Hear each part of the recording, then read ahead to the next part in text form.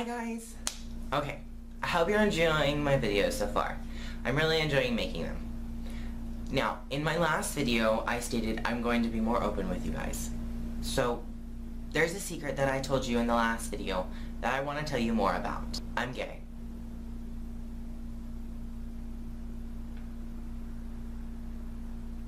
I'm dramatically pausing for the bit.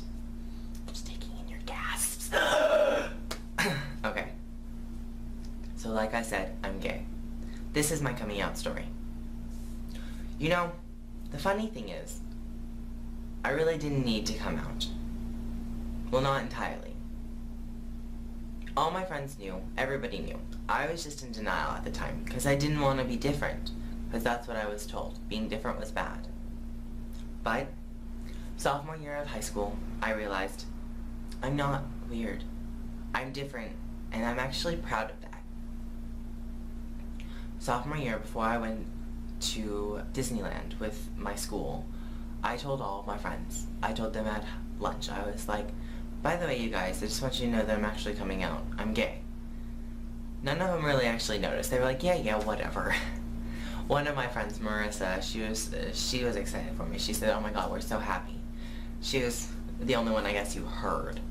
Because while we were in Disneyland, one of the teachers asked me, she's like, so, are you gay? And I was like, yes. I was like, yeah. And everybody was like, what? You've been telling us you're not. And I was like, I came out a week ago at lunch. They're like, what? No, you didn't. I'm like, yes, I did.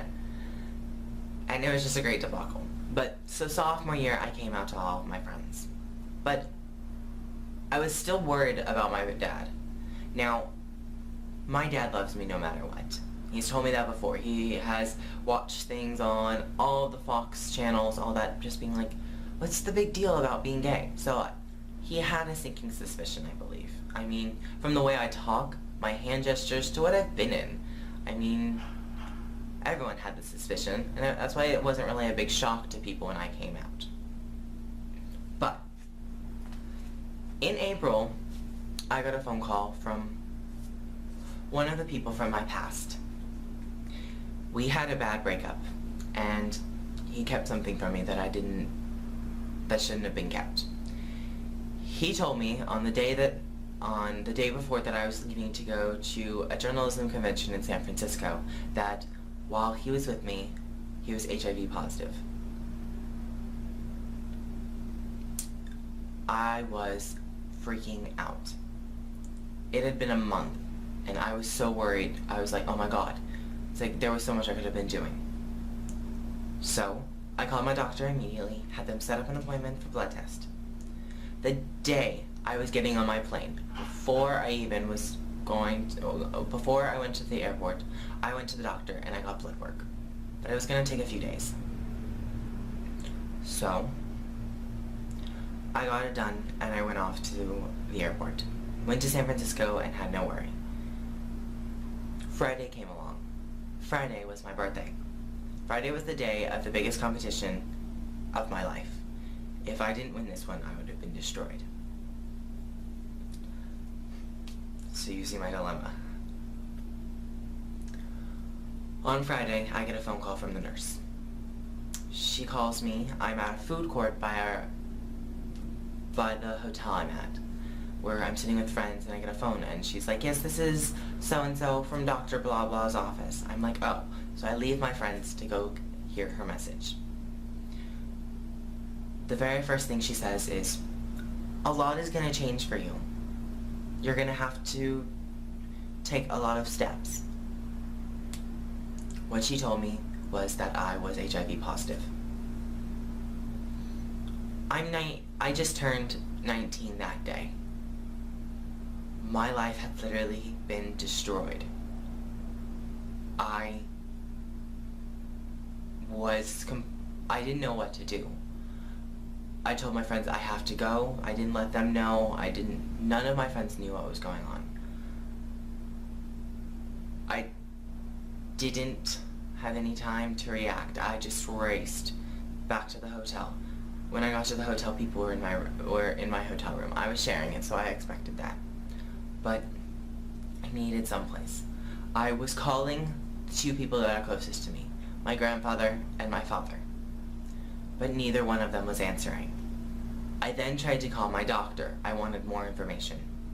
But because of what his system works, they don't allow direct phone calls. So I had to leave a message and wait for him to respond to me.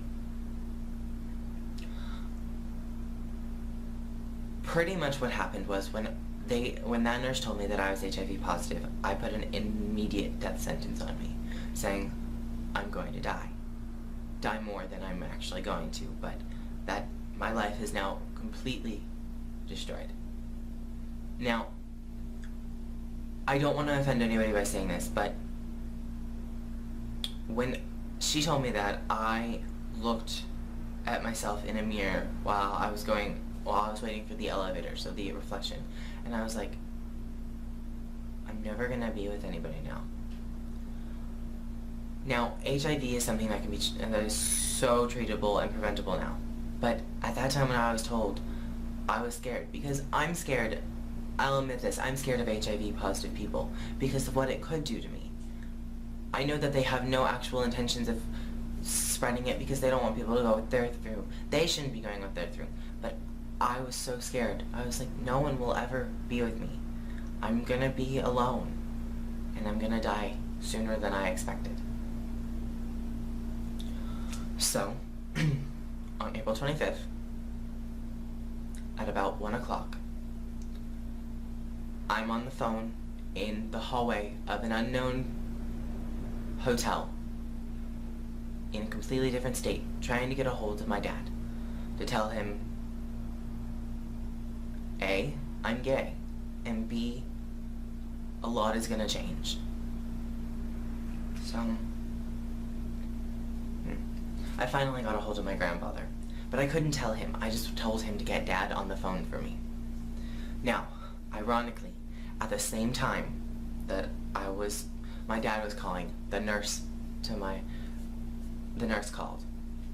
I told my dad, I just need you to hold. Please. Just stay on the line, don't hang up. I just need to answer this phone call. He could hear the distress in my voice, he could hear that I was crying, and he said, okay. I got on the phone with the nurse. She was like, what's wrong, what's wrong? And I told her, I was like, the nurse just told me that I'm HIV positive. What do I need to do? And she was actually at the Bright Hope. She was like, wait, what? No. Matt, we test blood 3 times. You are you were positive in one of those blood counts, but in the other 2, you were negative. That means that it's treatable and it can be fixed. It's like, you're fine. You're only gonna have to take a few different kind of things. Just a few medications just to make sure that we get it out of your system and have blood work every month. I was so relieved. She even said, she was like, that wasn't me. That was a lab technician and she's an idiot. But, oh my god, you have no idea. So excited. My life had just become so much, especially because it had been at least 20 minutes before I heard that she called back, and I was just dead. My friends were circled all around me, hugging me in the middle of a hallway. They had to leave for a mandatory convention seminar. Well, I was still in the hallway, just like, you know what? I'm not going to this. Fuck that. My life is over. I can bear to deal with a teacher's wrath if I have to. But she told me good news. I told her thank you, and I got on the phone with my dad. Now, I was still crying. I told him, Dad, I have something to tell you. I had to go to the doctors, and I had to get tested for HIV because I was worried I had it. He asked, well, how could you get it? And I was like, well, he was like, did you get it with a guy? And I was like, yes. It's like, Dad, I'm gay. Now, one thing that killed me inside is my dad has always said that he wanted grandchildren. And when I had to tell him that I was gay and that he would never actually have grandchildren, it destroyed me inside. My dad has done so much for me. He's taken care of me. He has never let anything bad happen to me. Oh my god, I'm gonna cry. And me telling him that his dreams of grandchildren were little to none, because there's no way of me reproducing with a woman. It just killed me inside. That was one of the reasons that I never told him. I wanted to keep his hope. But at that point I had to tell him. Now, of course, my dad was perfectly fine with it. I knew he would be. I was just so scared. When I came home, he was the one picking me up from the airport. And when I saw him, he gave me a great big hug and said everything was alright.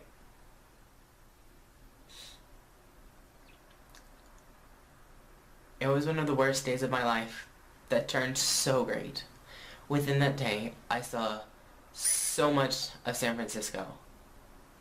I finally became 100% out. I am out to every single person. I am very proud of who I am. And I won my convention. I won my award and I was 6. I didn't learn that till Saturday, but when I went in there, I was like, this is the worst thing that happened to me. It's like, there's nothing that can go wrong today that could make me feel as bad as I did. But that day was one of the best days of my life. Now, in the last video, I had told you guys that I have attempted suicide. And on one of the accounts, it was because I was so alone, because I didn't think anybody was feeling what I was feeling as being screamed at by other people gay. And I live in a very Republican conservative state, so it's all the time. But when I told my dad, and I knew that I had the support of all of my friends and my family, it got so much better. The funny thing is, in Seattle, which was my junior year, when I had come out when my friends had already knew about me, I met an author named Dan Savage. He and his husband were the ones who created the It Gets Better program. He created the videos, and he wrote the book. I read that book cover to cover within hours, and I couldn't put it down. It touched me so much. That book actually almost had me come out to my dad then and there, but I didn't because of fear. But it was fear that I didn't really need. Now, my dad is special. Some parents might not be as much, and I feel so sorry for those kids. I really do.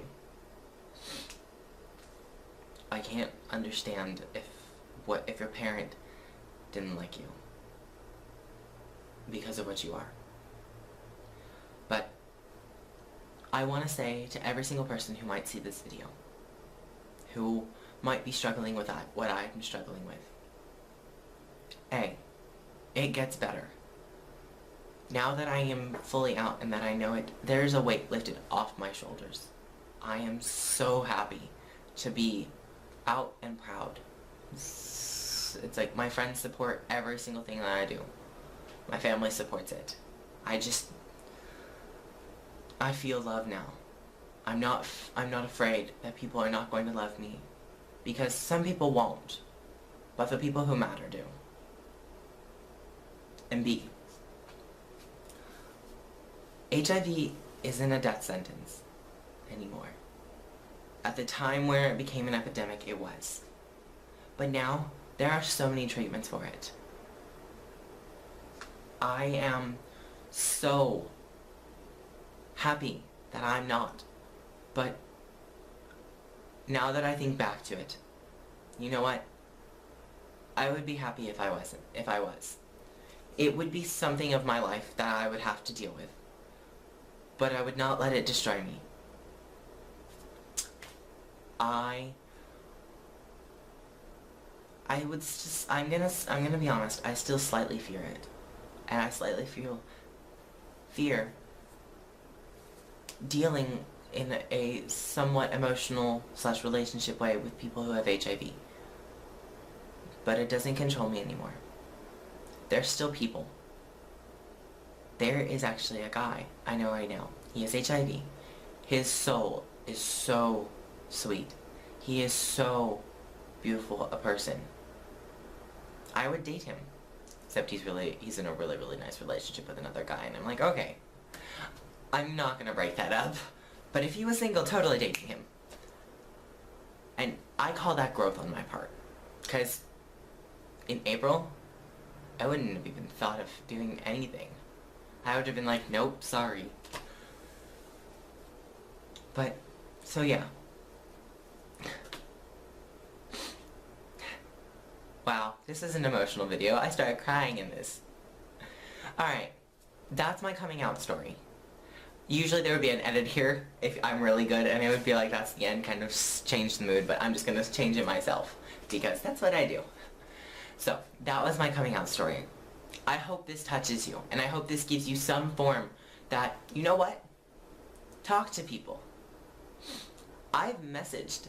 I have sent things in to Dan Savage, who created the It's Get Better program, and he's messaged me back before. So, you know what? Anything's possible. And by the way, I just want you to know, Dan Savage, you're freaking sexy. Oh my god. So in love with you slightly. For an older man, yes! But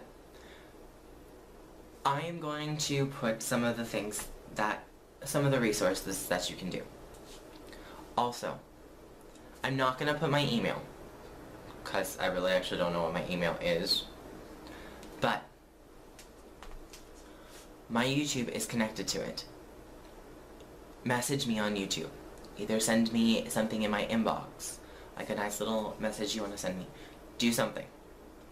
I am glad to respond to you. Now, I'm not the greatest person to talk to. It's like, I might really lead you down the wrong path, but you know what? It's still better to talk to somebody. I had no way to talk to you about my family, because my friends didn't understand. They understood that I was gay. They wouldn't understand what I'm going through. So going through the fear of your family, you know, it's like, message me, talk to me. Maybe I can give you some advice. Maybe I can just listen. That's maybe all you need. It's like someone who's not going to judge you. This is for anybody. People who, if you're gay, message me. If you're just afraid that your family is not going to like you because you're black, you're white, you're Asian, message me. Anything. I will listen, and if you want advice, I'll give it to you. But I will put some links below about some places that you should check out. One thing I recommend is, you probably found this book by typing coming out, or you're a subscriber to my channel. Look for other coming out videos. Mine is sappy. Some are inspirational. That's just what it is. Anyway, on to the happy news. So, if you like this video, or you feel my pain, give it a big thumbs up. If you aren't already subscribed, you better subscribe. Girl! I create a video every week, and I'm excited to become a YouTube star. Don't forget, if you are subscribed to me and you want to help me further my goals, I don't want money yet. I want you to message Tyler Oakley telling him to figure out about me, fall in love with me, and next thing you know, we're going to have a YouTube wedding. Actually, I really don't know what kind of wedding we would have. I'll start planning it. What am I saying? I've already planned that. Anyway, don't forget to hit subscribe. I will have links to all of the great resources that you can use in the description bar. And if you enjoyed my sappiness, give it a big thumbs up. I think that's it. This is a very long video. Oh my god, it's gonna hit 20 minutes. Wow! Alright. But it was worth it. So I will see you guys next time. Bye!